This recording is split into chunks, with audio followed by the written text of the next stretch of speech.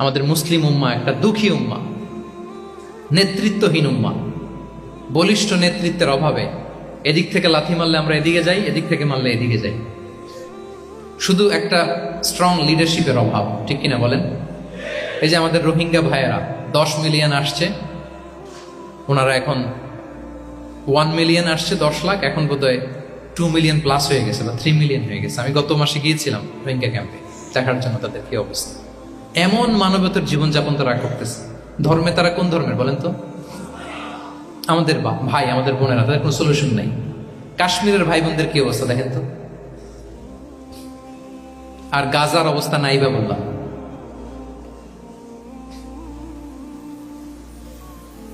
পাখির মতো গুলি করে মারা হয়েছে, মসজিদ ধ্বংস করা হয়েছে, এমনকি খ্রিস্টানদের গির্জা ধ্বংস করা হয়েছে। একটা লিডারশিপের, একটা স্ট্রং লিডারশিপের অভাবে আজকে আমাদের এই অবস্থা। এই জন্য আপনি যদি ইসলামিক লাইফস্টাইলের কথা বলেন, অফকোর্স আপনাকে উম্মা সেন্ট্রিক মেন্টালিটির হতে হবে। এই দুঃখী উম্মাকে নিয়ে আপনার প্রজেক্ট থাকতে হবে। আমরা আমাদের নিজেদের শক্তি, সম্ভাবনা, ঐতিহ্য এগুলো একেবারে ভুলতে বসেছি। আমরা যে যোদ্ধা ছিলাম, আমরা যে বিজয়ী ছিলাম, আমরা বেমালুম ভুলেই গিয়েছি। জ্ঞান বিজ্ঞানে একসময় আমরা লিড দিয়েছি, ঠিক কিনা বলেন? আমাদের জাবের ইবনে হাইয়ান ছিল, আমাদের আল বিরুনি ছিল, আমাদের আল ইদ্রিসি ছিল, আমাদের আল ফারাবি ছিল। এই নলেজ এখন ওয়েস্টে ট্রান্সফার হয়েছে, সেই নলেজ আবার ট্রান্সফার হয়ে আমাদের করতলগত একদিন হবে ইনশাআল্লাহ। তো এই প্রজেক্ট তো আমাদের নাই। একদিন যে আমাদের হাতে আসবে, হুজুর আল্লাহ ভরসা নাকি? শুধু আল্লাহ ভরসা বলে বসে থাকলে হবে?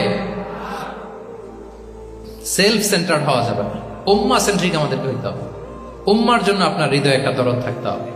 অন্যের জন্য কাজ করার একটা মেন্টালিটি আমাদের গ্রো করতে হবে। যারা অন্যের জন্য করে তারা জানে যে এটাতে কি সুখ, কি মজা। আপনি অন্যকে দান করে দেখেন, একটা সুখানুভূতি আপনার মধ্যে কাজ করবে। এবং রাসূল সাল্লাল্লাহু আলাইহি ওয়াসাল্লাম বলেন, আল্লাহু ফি আউনিল আবদি মা দামাল আবদু ফি আউনি আখিহি। আল্লাহ তাআলা ততক্ষণ পর্যন্ত বান্দার সাহায্যে থাকে, ওই বান্দার, যতক্ষণ পর্যন্ত এই বান্দা তার ভাইয়ের সাহায্যে থাকে।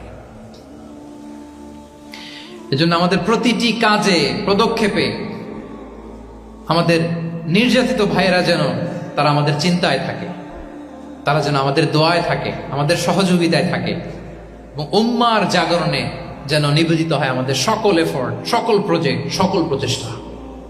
কি পারা যাবে কিনা বলেন? উম্মার জন্য এরকম স্যাক্রিফাইসিং মেন্টালিটি আমাদের থাকার দরকার আছে না নাই বলেন?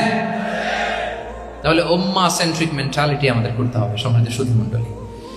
তাহলে ইসলামিক লাইফস্টাইল নিয়ে যদি আমরা কথা বলি, আমাদের উম্মা সেন্ট্রিক হওয়ার কোনো বিকল্প নাই।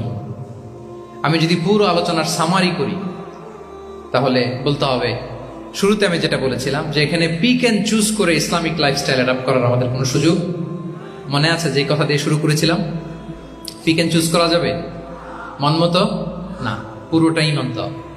এবং 8টা, মোস্ট লাইকলি 8টা core values of Islamic lifestyle আমি আপনাদের সাথে শেয়ার করেছি।